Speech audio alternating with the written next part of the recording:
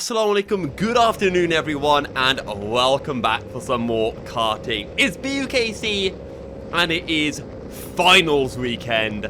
I was very excited. It was my first time at finals since, I think, 2019 when I did it at Wilton. My first ever time was doing it in 2018, so a long break. Very excited, very stressed out, and it was raining for the first round. And for those people who know me, karting, who watch my videos, you know that I absolutely hate racing in the wet, and it is wet. I've had, like, the one time I was at Clay before for finals, or actually for inters or rookies back then, I did okay in the wet. But this race, we're starting down in 22nd. I apologize, I'm panting a bit because I had some Doritos. They're very spicy, but not as spicy as the racing you're about to see. With that said, we are ready to get underway for the first heat of the day. We're starting from 22nd on the grid. That's the outside, heading towards turn 1.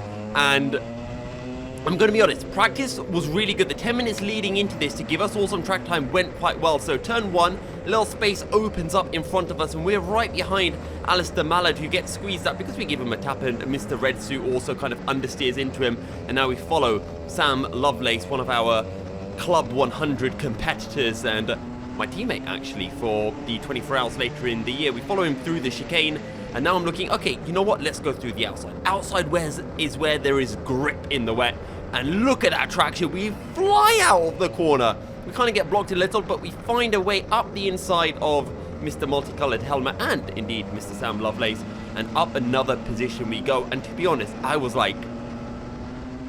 so, like, I had a big smile under my helmet at this point, because this was not something I was expecting from the opening lap. And the 10 minutes of practice that I had leading into this, so we had 10 minutes of practice that went straight into this race, I was rapid. And I don't know where this pace in the wet has come from. So we go up the inside now into turn 1, and we still got a couple more carts in front of us. Ed Bars is in the green, so he was absolutely disgustingly fast in the wet, always very quick at Clay Pigeon, and just in general is Ed. We had a good battle with him later on in the finals. But up the inside we go into the hairpin, and another position gain, and you can see the whole group of carts up to first. So we're in what, like 10th now after 1.5 laps? So 22nd to about 10th is impressive. And Grad's championship is no slouch. There are some quick drivers in here. Super GT was in this further up the field, same with Rihanna Percox, Ed Bars, Sam Lovelace, Alistair Mallard, Ocean Bait was in it, who's also a little bit up the road, as Ocean's having a little duel with Mr. Ed Bars currently as they're heading into the chicane. And we're just, slowly closing in. And I wasn't, too pressed for like how quickly I could catch them. I just knew I've got the pace, I will slowly catch up. Sam gets past me, I'm not going to fight him. I fought him at Wilton, that ended badly, or it didn't end badly. I don't know if I give Sam a push, and now I'm going to look to the inside of Ocean, who I've known for a very long time, and a good friend of mine. I'm not going to lie, extremely satisfying to overtake him on the circuit. Very satisfying.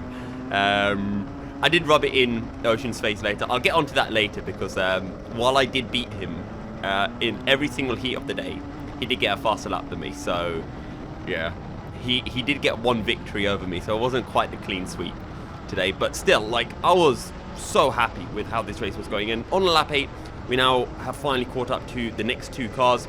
Someone goes wide, and we're going to try to get our nose up the inside on the exit of turn 1, and we make it work. And now we make our way through the chicane. I think, we're up into 9th or something at this point. A couple of laps later, we've been able to catch up to Mr. Blue Suit, who has caught up to one of the back markers, if I'm not mistaken.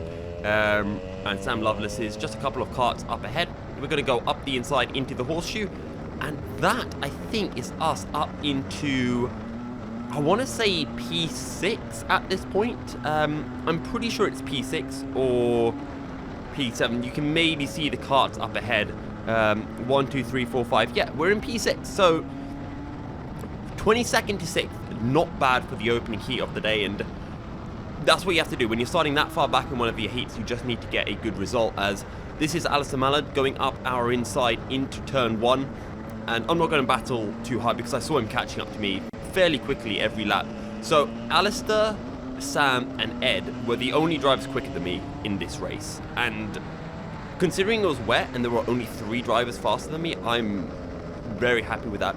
I get hit into this hairpin by one of these two, and that really annoyed me because I was catching up to the lead group. And sure, while I got overtaken by a couple of people, I didn't really mind, as we see Blue Suit hitting a cone, and I kind of saw that, so I was like, fair enough, you hit a cone, I don't have to overtake you on circuit, because you've got a penalty now. But I could have been with Alistair, and I think I could have followed Alistair to catch up to the group up ahead, so I was rather frustrated that this had happened. I do now set my personal best of the race, that's why I've got it in nice blue colours, at 53.02. The fastest lap of this session was Alistair Mallard with a 52.4 or a 52.5. I think Ed also did a 52.5 and Sam Lovelace did maybe a 52.6 or something, and then I was the next quickest along with probably Super GT. Oh yeah, Super GT's in this race as well. I got up the inside of the hairpin, and then I watched these two having their little scrap, and I say, you know what, I'll have some of that. Lovely little switchback. We get the grip on the outside, get the traction, and we get both of them cleanly done. And to be honest, after this point, you know, we're heading on to the last lap of the race. If I had been able to stick with Alistair, I could have been in that battle for P5, but hey ho, we're down in P7. I'll take it, and we finished down in P7. So I'm not complaining. 22nd to 7th in our first heat of the day in the wet. And Alistair Mallard bins it as well as he crosses the line. But yeah, 22nd to 7th, genuinely was very, very happy with how that race went. Yes, there was a bit of time kind of looking back at it. I think there were some places where I could have driven a bit better, used more of the curbs in the wet, especially on the inside. But we move on to our second heat of the day. I was meant to be starting in 8th, but someone didn't show up, so I got promoted up to P6. And the track was drying after that first heat. You know, there had been another 5 or so heats between that and this heat. I was just watching the times coming down. So I went into this saying, the track is bone dry. I knew it was completely dry. The previous lap was like a 42, which was 1 second off, you know, complete dry runnings. So I just said, I'm going into this first lap as if it is bone dry, full of confidence. That was my attitude. Starting then from P6, we have a little look to see if we can go to the outside. No way through, so we're just following Mr. White. So we kind of help him through the middle. He tries to find a bit of space, and we're just going to follow him through. We go around the outside into the chicane, which is absolutely nuts. We're supposed to go single file, but I saw an opportunity, and I just said, hey, I'm going to go for it.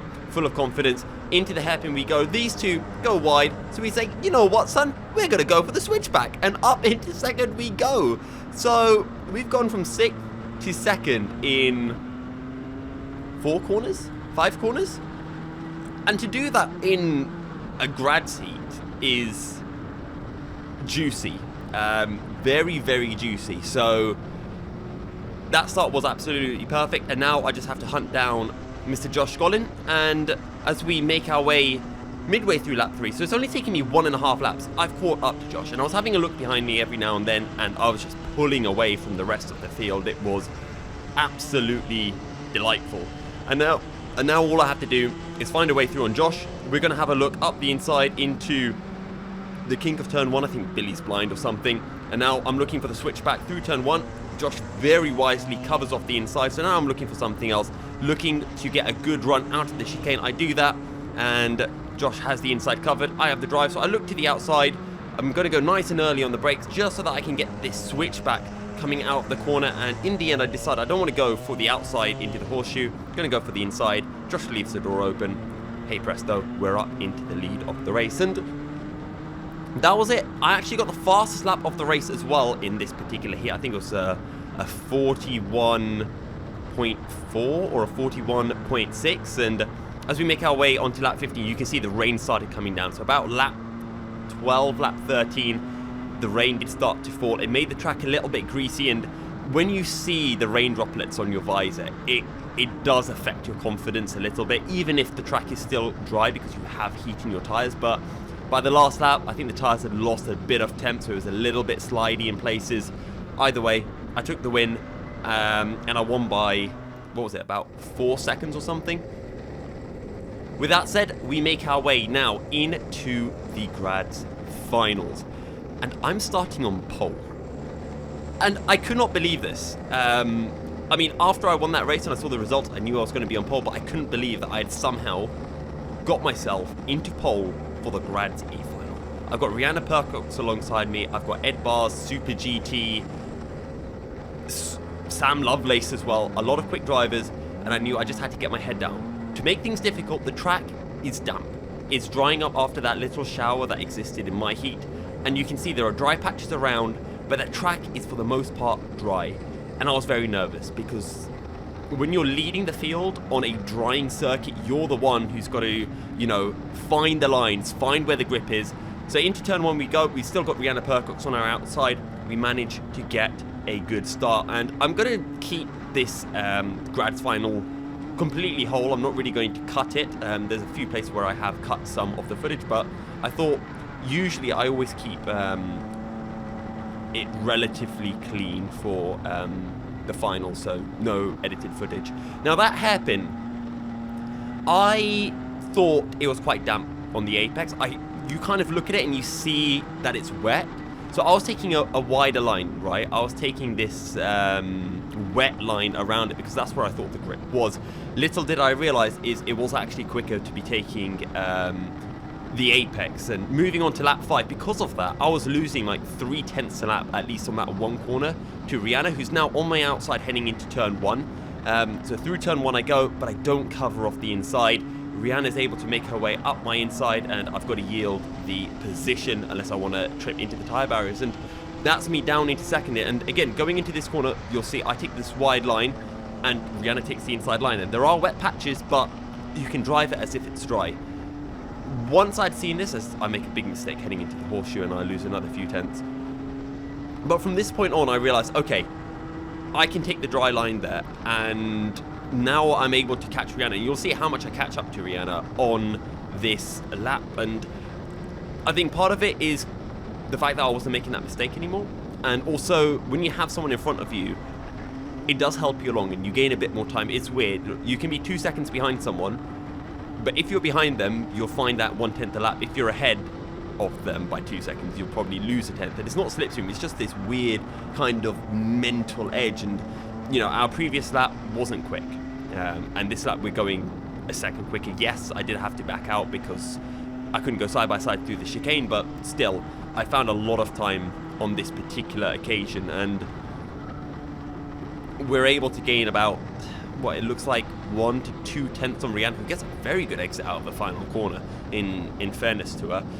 And I just want to get my head down and close it, because I know I am quicker than her right now, right? I can visually see myself closing in, and I know, right, she's the one in front now, she's the one under pressure, she's going to be the one getting nervous, let me close in.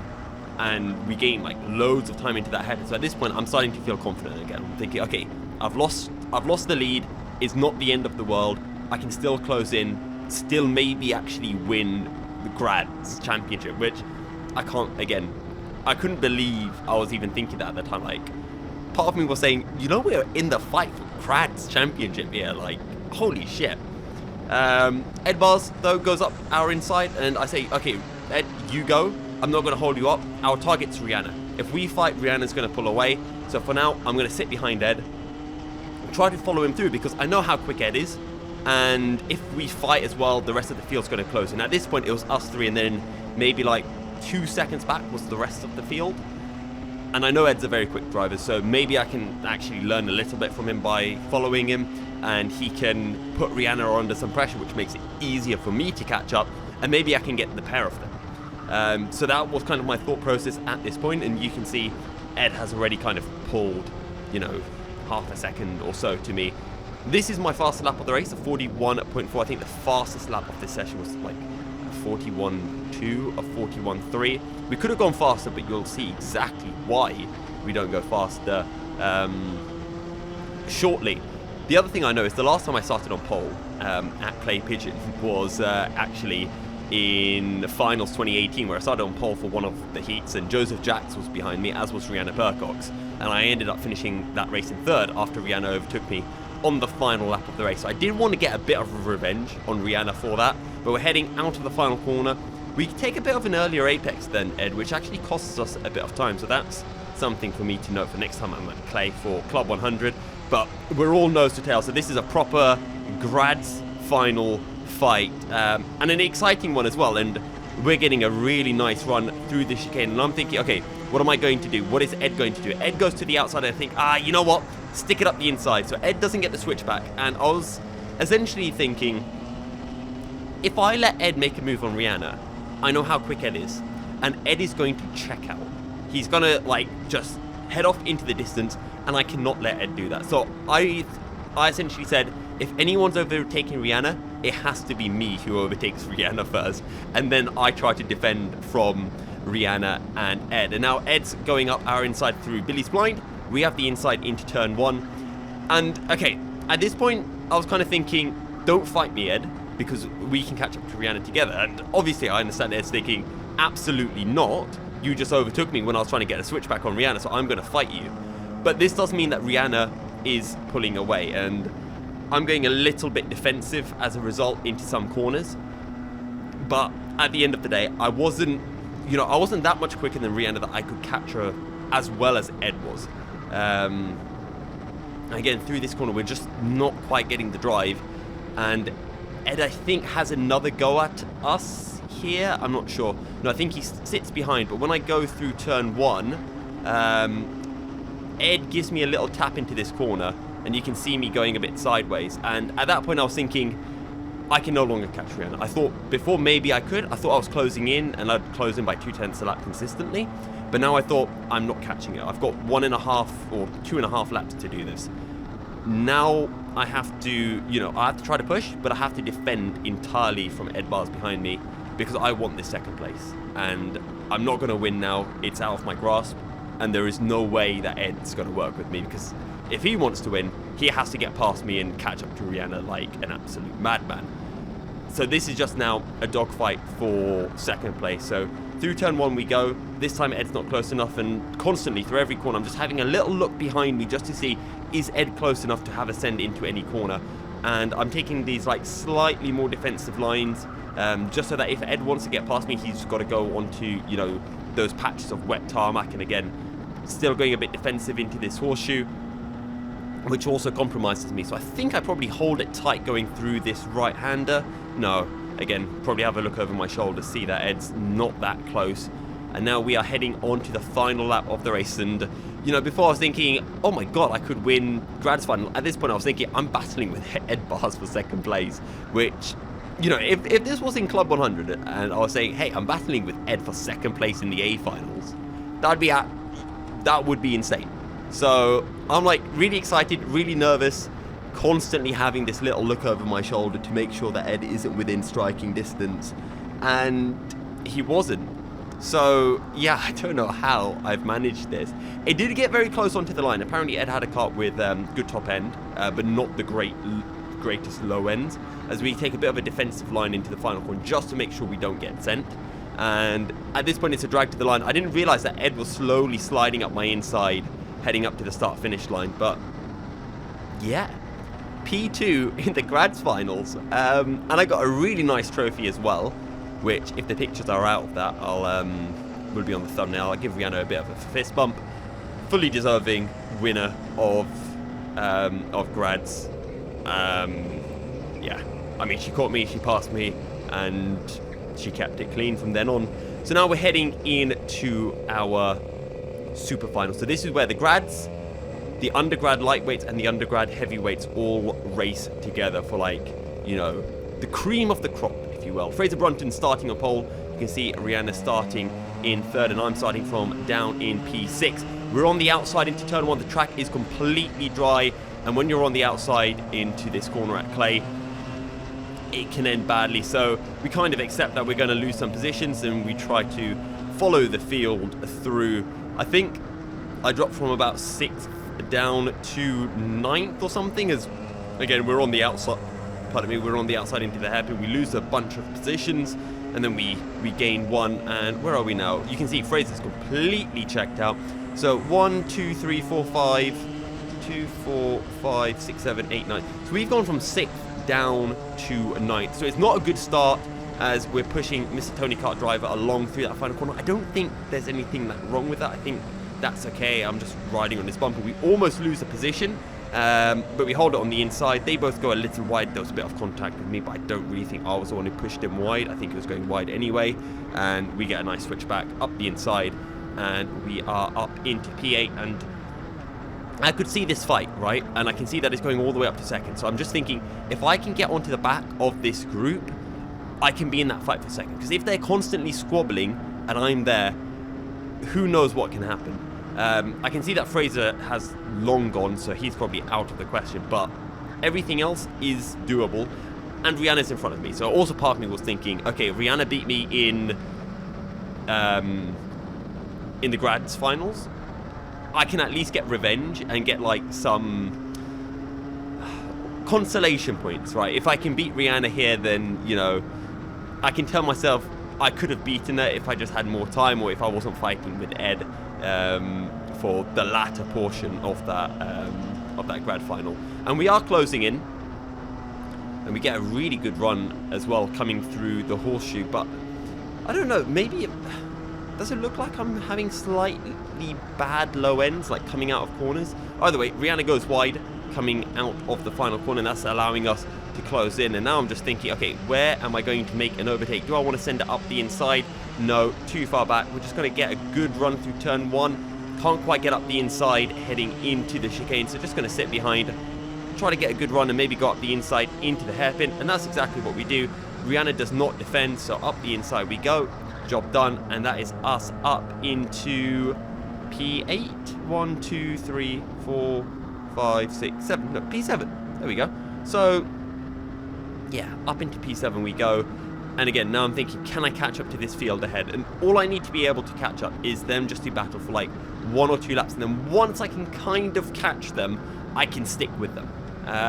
But the issue is catching up to them, and I need a little bit of help to be able to catch them, as Sam Pooley has an issue with his car, and I don't know what it was, but he's dropped out. So we are now promoted up into 6th, which is where we started the race. And I get a little push from behind, either from Rihanna or Super GT. This makes me go defensive into this corner. But once that happened, I was then able to pull away from the pair behind. The reason they closed into me is because I had a little bit of a lift, because I caught Sam Pooley going into the chicane, so I didn't get a good run, and they were able to catch up as a result. But after that point, that's it. It was a very, very lonely race from then on. Not too much more to say. So heading on to the final lap, you can see the sun has really come out now here in Clay Pigeon in Devon, or I don't know, wherever it is between Yeovil and Dorchester on the 8:37 or something. And it kind of concludes what was a really, really freaking awesome day. You know, Inters went really well the day before for me to get some practice in, and this race I was consistently doing 41.4s from about like lap 5, and then I brought that down to 41.2s, 41.1s. The likes of Ed Bars and Fraser Brunton, they were doing 41.0s consistently, and they had a fast lap of a 40.8 and a 40.7. My fast lap was a 41.0 or a 41.1. So I do still need to find a couple of tenths, but again, I got P6, P5 after penalties, so P3, P2 in grads, and then P5 in SuperFinals is absolutely insane. I got a very nice trophy as well, and it was just one of the best days of karting. You know, in terms of results, I felt quick. Yes, if I could go back, I wish I could do some stuff differently. You know, the grads final, maybe, you know, getting those first few laps right so Rihanna couldn't catch up. Maybe I could have won, but I can't really fault myself too much. Yes, there's more pace I need to find in general, but just a fantastic day of karting. So quite excited for the rest of the Club 100 season now. If you haven't already, do drop a like, subscribe as well. But that is all from this episode of my karting shenanigans. Assalamu alaikum, and see you next time.